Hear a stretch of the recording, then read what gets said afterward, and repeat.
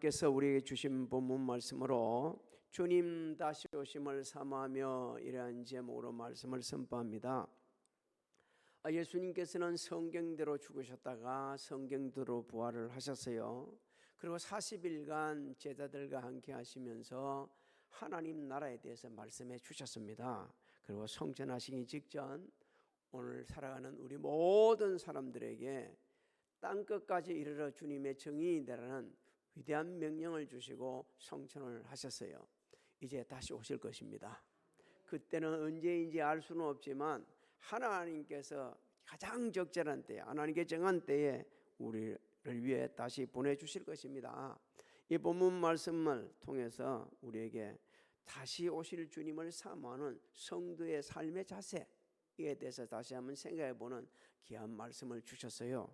먼저 첫 번째 우리 주시는 진리는 하나님의 일을 먼저 생각하라 합니다. 정말 주님 다시 온 것을 사모하신다 그러면, 다시 오실 것을 믿는다 그런다면 하나님의 일을 먼저 생각하면서 살아야 한다. 21절을 한번 읽어볼까요? 시작. 이때로부터 예수 그리스도께서 자기가 예루살렘에 올라가 장로들과 대제사장들과 서기관들에게 많은 고난을 받고 죽임을 당하고 제3일에 살아나야 할 것을 제자들에게 비로소 나타내시니. 여러분, 이 때라는 것은 예수님의 공생애가 마지막 가까울 때를 말씀합니다. 그래서 예루살렘에 올라가시는 목적은 죽으시고 3일 만에 부활하신다는 말씀을 해주셨어요. 그런데 당시 그 말씀을 듣는 베드로와 제자들은 죽는다는 말에 그냥 자신들 그게 모든 것이 다 허물어지는 거예요. 부활한다는 말은 전혀 들리지 않습니다. 죽는다는 말, 주님이 죽으신다는 말씀에 모든 게 다 끝난 것처럼 생각하는 거예요. 왜? 주님이 죽으시면 안 되기 때문에. 주님이 죽으시면 자기들 따라다니는 게 헛되기 때문에. 그래서 말립니다. 22절을 한번 볼까요? 22절 시작. 베드로가 예수를 붙들고 항변하여 이르되 주여 그리 마옵소서, 이 일이 결코 주께 미치지 아니하리이다. 여러분, 이 붙잡다는 의미가요, 강하고 끈질기게 항변하는 것을 의미합니다. 절대 죽어서 안 됩니다. 그렇게 말도 하지 마십시오. 또 그리 마옵소서 하는 것은 하나님 은혜 베풀어 주셔가지고 예수님 안 죽게 해주세요. 결코 죽게 미치지 않는다는 것은요, 예수님께서 많은 고난을 당하시고 죽으시면 안 된다는 겁니다. 왜 그렇게까지 말을 합니까? 예수님을 따르는 자세가 잘못되어 있었어요. 3년 반 가까이를 주님을 따르면서 주님의 참된 제자의 길을 걸어야 되는데 그걸 모르고 예수님 이스라엘 왕이 되면 자신이 장관 되고 국회의원도 되고 국무총리도 되고 이렇게 하면서 한번 바라봐야 되는데, 한 세상 재미있게 살아야 되는데, 건세 부리면서 살아야 되는데 죽으면 안 되니까. 죽으면 어떻게 할 거예요? 그래서 그렇게 말린 겁니다. 이건 예수님을 따르는 자세가 잘못되어 있는 겁니다. 베드로는 하나님의 뜻을 몰랐습니다. 그래서 자신의 입장에서 생각하고 자신의 입장에서 말하고 자신의 입장에서 행동을 한 겁니다. 절대 죽어서 안 됩니다. 죽으면 우리 어쩌자는 거요. 가끔 그런 분들 많죠. 대통령 선거 나오겠다고 막 하고 있다가 나 안 나오겠다고. 그러니까 그 사람들이 뒤에서 따르던 사람들 야단납니다. 당신 안 나오면 어떻게 하냐. 처음부터 안 나온다 그래야지 임마. 우리 지금까지 따랐는데 어쩌자는 거야 하면서 야단이 나죠. 베드로가 꼭 그런 일이었어요. 여러분, 베드로의 그 입장은 당시 베드로의 입장을 우리가 육적인 생각 속에 보면 충분히 이해가 됩니다. 당신 믿고 따랐는데 이런 일이 있을 수 있냐는 거죠. 베드로는 사람의 일을 먼저 생각하는 자들의 전형적인 모습을 대변해 주고 있는 겁니다. 사람의 일을 먼저 생각하는 사람들, 언제나 누구처럼 말할 수 있어요?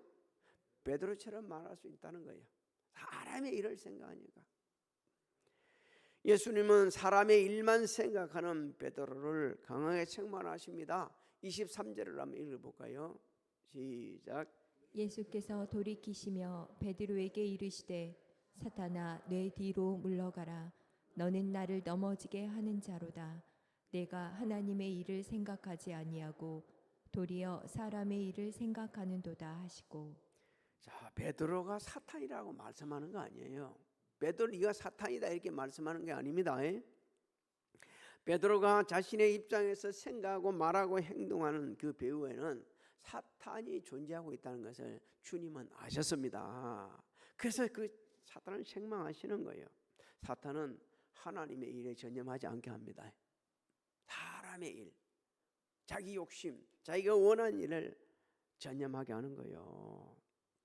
사랑하는 성도 여러분, 하나님께서는 예수 그리스도를 통해 온 인류를 죄에서 구속하시기 위해서 이 세상에 보내주셨어요. 그리고 우리 죄를 증거시키셨어요. 예수님은 하나님의 뜻을 아셨습니다. 그래서 죽으시기까지 복종을 하셨어요. 죽으시기 위해 지금 예루살렘을 가시고 있는 거예요, 사실은. 그런데 그 예수님이 어떤 분이라고 성경은 말씀하십니까? 하나님의 본체이시다. 그런데도 동등됨을 여기지 아니하셨다고 말씀합니다. 자신을 비우셨어요. 사람같이 되셨어요. 사람의 모양으로 나타나셨습니다. 그래서 하나님의 뜻을 따라 죽으시기까지 복종을 하신 겁니다. 이게 하나님의 일을 하시는 분들의 모습을 우리 주님이 먼저 보여주시는 거예요. 항상 먼저 하나님의 일을 생각하는 사람들의 모습. 빌립보서 2장 6절로 8절을 한번 읽어봅니다. 시작. 그는 근본 하나님의 본체시나 하나님과 동등됨을 취할 것으로 여기지 아니하시고 오히려 자기를 비워 종의 형체를 가지사 사람들과 같이 되셨고 사람의 모양으로 나타나사 자기를 낮추시고 죽기까지 복종하셨으니 곧 십자가에 죽으심이라. 베드로 사도는 예수님이 죽으신다는 그 말씀을 그 당시는 이해하지 못했습니다. 또 이해가 될 수도 없었어요. 다 자신이 이제 끝나는 건데 그렇게 따랐던 모든 걸 다 끝나기 때문에 더 이상은 이제 소망이 없으니까 몰랐어요. 근데 성령 충만을 받고 그때 깨닫게 되집니다. 그러면서 하나님의 은혜를 찬양합니다. 하나님, 예수님을 그렇게 죽으시게 한 것은 그냥 죽으시게 한 게 아니고 우리를 위함이네요. 우리에게 산 소망을 주시기 위해서였어요. 그러면서 찬양을 합니다. 여러분 그 모습 좀 볼까요? 지난주에 본문 말씀입니다. 베드로전서 1장 3절로 4절을 한번 읽어봅니다. 시작. 우리 주 예수 그리스도의 아버지 하나님을 찬송하리로다. 그의 많으신 긍휼대로 예수 그리스도를 죽은 자 가운데서 부활하게 하심으로 말미암아 우리를 거듭나게 하사 산 소망이 있게 하시며 할렐루야. 계속 읽어봅니다. 시작. 썩지 않고 더럽지 않고 쇠하지 아니하는 유업을 있게 하시나니 곧 너희를 위하여 하늘에 간직하신 것이라. 믿습니까? 성령 충만하니까 이제 비로소 깨닫고 나서 그렇게 선포를 하고 있는 겁니다. 사랑하는 성도 여러분, 주님 오시기를 사모하고 계신가요? 그렇다면 하나님의 일을 먼저 생각해야 합니다. 먼저 그의 나라와 다 나머지는 다 책임져 주신다고 주님이 말씀하셨어요. 하나님의 일을 먼저 생각하는 사람들은 그 마음속에 하나님께서 베푸신 은혜가 늘 충만해 있습니다. 그 은혜를 잊지 않아요. 그리고 성령 충만을 받습니다. 성령의 지배를 받으니까 계속해서 하나님의 일만 생각하는 거예요. 왜? 성령님은 하나님의 기쁘신 뜻까지 깨닫게 해주시기 때문에 성령의 지배를 받는 겁니다. 하나 육이 충만한 사람들은요, 하나님의 뜻과는 전혀 상관없는 일에 목숨을 겁니다. 육신을 따르는 자는 육신의 일을, 성령을 따르는 자는 하나님의 일을 생각하는 거예요.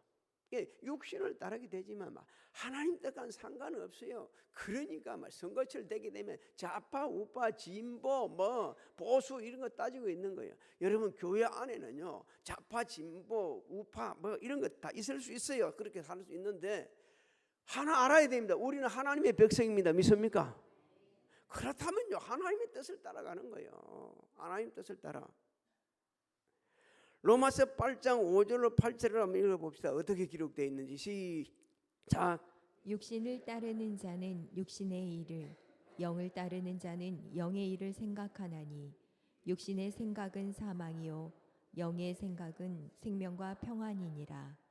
육신의 생각은 하나님과 원수가 되나니 이는 하나님의 법에 굴복하지 아니할 뿐 아니라 할 수도 없음이라. 육신에 있는 자들은 하나님을 기쁘시게 할 수 없느니라. 그렇습니다. 육신의 생각은 하나님께 원수가 됩니다. 하나님 법에 굴복도 안 합니다. 할 수도 없어요. 하나님을 기쁘시게 할 수도 없습니다. 이렇게 완전한 차이가 나는 거예요. 진짜 내가 예수님을 믿고 정말 예수님이 다시 오길 믿는다고 한다면 매일 말씀의 거울에다가 내가 추구하는 일들을 살펴보는 거예요. 이게 진짜 하나님을 위하는 건가? 내가 온 에너지를 다 여기다가 주입시키는 것이 무엇 때문에 이렇게 하는가를 보는 거예요. 그러면 하나님께서는 우리를 깨닫게 해주는 거예요. 너 그거 내려놔야 돼. 그래, 네가 욕을 먹고 힘들지만 잘하고 있어. 주님은 계속해서 정말 주님 오심을 사모하는 자라는 자기 십자가를 지고 주님을 따른다고 말씀을 합니다. 24절을 한번 읽어볼까요? 시작.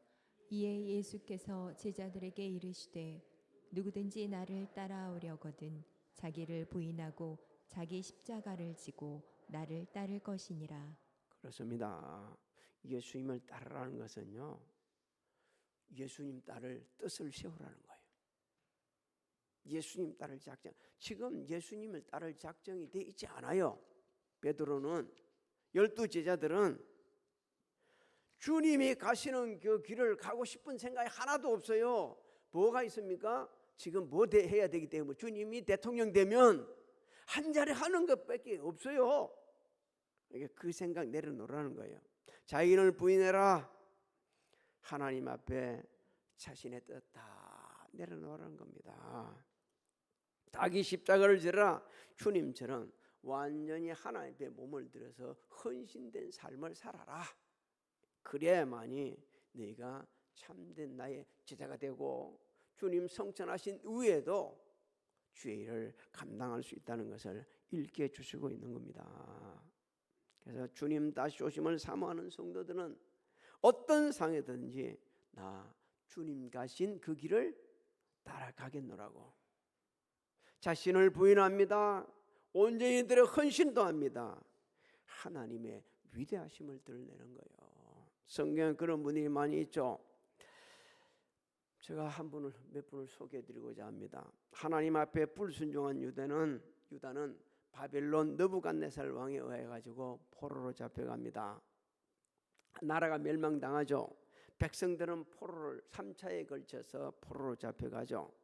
그때 1차 포로로 잡혀갈 때 다니엘, 미사엘, 아사라 이런 친구들이 잡혀갔습니다. 하나냐까지 잡혀갔어요. 그래 이 네 친구도 함께 잡혀갔어요. 그들은 가가지고 너무 똑똑하니까 보니까 쟤들 괜찮네. 참 탁월하네. 쟤들 훈련시켜가지고 느부갓네살을 위해서 쓰임받아 써먹어야겠다. 그래서 명령을 내가 그들을 공부를 시킵니다. 그래 이름도 바꿔보는 거예요. 다니엘을 벨드사살, 사드락, 메삭, 아벳노고로 이름을 바꿔버리죠. 마치 일본 사람들이 우리를 압박할 때 이름을 다 바꾸듯이 그렇게 만들어버렸어요. 갈대아 사람의 학문과 언어를 배울 때입니다.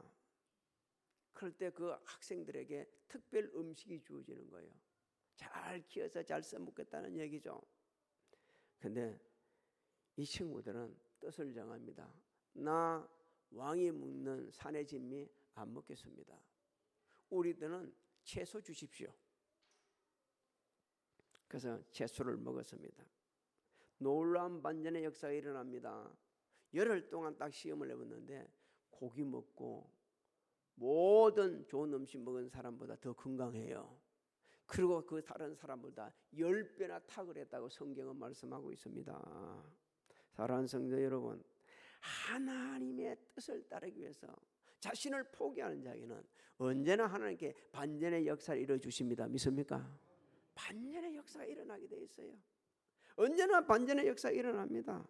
지금은 좀 힘든 것 같고, 지금은 어리석어 보이고, 지금은 좀 비참해 보이고, 지금은 너무 고통스럽고 곤혹스럽지만 하나님께서는 반드시 반전의 역사를 이루어주십니다.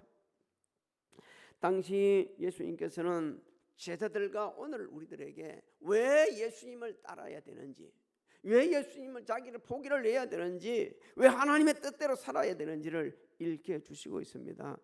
25절을 읽어봅니다. 25절 시작. 누구든지 제 목숨을 구원하고자 하면 잃을 것이요 누구든지 나를 위하여 제 목숨을 잃으면 찾으리라. 여러분, 여기 두 종류의 사람이 나오죠. 제 목숨을 구원하고자 하는 사람, 예수님 구주로 영접하지 않는 사람이에요. 예수님 가르침도 부인하는 사람이요, 예수 그리스도 안에 있는 참된 기쁨, 참된 평화, 참된 행복을 모르는 사람이요. 어떤 사람이냐? 세상 연락을 따라 살면서 이 세상이 전부인처럼 사는 사람이요. 그리고 세상에 좋은 것 있다면 그걸 차지하기 위해서 물불을 가리지 않는 사람이요. 이런 사람은 생명을 잃는다고 그러네. 심판당한다는 거예요. 지옥 간다는 얘기입니다. 어디에 기록되어 있습니까? 더 확실하게 가르쳐주는 성경이 있잖아요. 누가복음 16장에 보게 되면 거지 나사로와 부자 비유에서 부자를 통해 읽혀주시고 있죠. 예수님을 위하여 제 목숨을 잃는 사람, 예수님을 구주로 영접한 사람입니다. 하나님 말씀대로 살기를 작정한 사람입니다. 하나님 나라와 의를 위하여 자신의 모성을 바치고 헌신한 자를 말합니다. 이런 자들은 제 목숨을 찾는다는 것, 영생의 복을 누린다는 거예요. 영생의 복을. 그래서 주님을 따라야 한다는 이유를 한 번 더 가르쳐 주십니다. 26절을 한번 읽어볼까요? 26절 시작. 사람이 만일 온 천하를 얻고도 제 목숨을 잃으면 무엇이 유익하리요 사람이 무엇을 주고 제 목숨과 바꾸겠느냐. 예수님께서는 세상의 부와 명예와 권세를 얻고도 자신의 목숨을 잊어버린다면 아무거나 유익이 없다는 거예요. 그 인생 아무 의미가 없다는 겁니다. 이 세상에 아무리 중요한 것들, 영원한 생명과는 바꿀 수가 없다는 겁니다. 이게 진짜 없으면 안 돼. 이게요, 영원한 생명과 바꿀 수 없다는 거예요. 여러분, 생명의 주관자 되시는 하나님께 모든 걸 맡기고 헌신하고 그분의 뜻을 따라 사는 자만이 우리 주님 다시 오실 때에 영원한 생명을 누리게 됩니다. 할렐루야. 이게 좋아가지고, 이 세상이 좋아서, 너무너무 좋아서 그걸 가지고 그냥 정신을 못 차리고 거꾸로 인생을 살게 되지면 그 인생은 소망이 없다는 거예요. 예수님께서는 당시 제자들과 오늘날 살아가는 우리 모두에게 위대한 소망을 주십니다. 27절로 28절 한번 읽어볼까요? 시작. 인자가 아버지의 영광으로 그 천사들과 함께 오리니 그때에 각 사람이 행한 대로 갚으리라. 진실로 너희에게 이르노니 여기 서 있는 사람 중에 죽기 전에 인자가 그 왕권을 가지고 오는 것을 볼 자들도 있느니라. 예수님은 반드시 다시 오신다는 겁니다. 다시 오시니까 그때 예수님 오시면 우리가 어떻게 살았는가에 대한 따라서 보응해 주시는 거예요. 어떻게 살았는가, 얼마만큼 산 것도 참 중요하죠. 그래, 어떻게 살았는가가 더 중요한 거예요. 어떻게 살았는가. 우리는 그리스도와 함께 살아야 됩니다. 믿습니까? 죄에 대해서는 죽어야 합니다. 믿습니까? 부활하신 예수님과 살면서 영원한 삶을 향하여 영원한 나라의 가치관을 두고 살아야 합니다. 주님을 위해 죽고 주님을 위해 사는 삶, 이것이야말로 우리 주님 다시 오실 때 영생을 얻고 영원히 사는 길이에요. 그렇다고 다른 일을 하지 말라는 게 아닙니다. 내 주어진 일에 최선을 다하면서, 근데 그 최선을 다하는 일이 항상 하나님과 관계가 돼 있어야 됩니다. 잠언 전도서를 보면요, 솔로몬은 말합니다. 자기 인생 최고의 멋진 인생을 살았다고 말할 수 있는 솔로몬이 하나님과 관계없는 인생은 뭐라고 그랬습니까? 헛되고 헛되다고 말씀하고 있어요. 평생을 주님과 함께 살다가 주님을 위해 죽은, 순교를 당한 사도 바울은 다음과 같이 우리에게 권면해 줍니다. 로마서 6장 8절로 11절을 한번 읽어볼까요? 시작. 만일 우리가 그리스도와 함께 죽었으면 또한 그와 함께 살 줄을 믿노니 이는 그리스도께서 죽은 자 가운데서 살아나셨음에 다시 죽지 아니하시고 사망이 다시 그를 주장하지 못할 줄을 알미로라. 그가 죽으심은 죄에 대하여 단번에 죽으심이요 그가 살아계심은 하나님께 대하여 살아계심이니 이와 같이 너희도 너희 자신을 죄에 대하여는 죽은 자요 그리스도 예수 안에서 하나님께 대하여는 살아있는 자로 여길지어다. 할렐루야.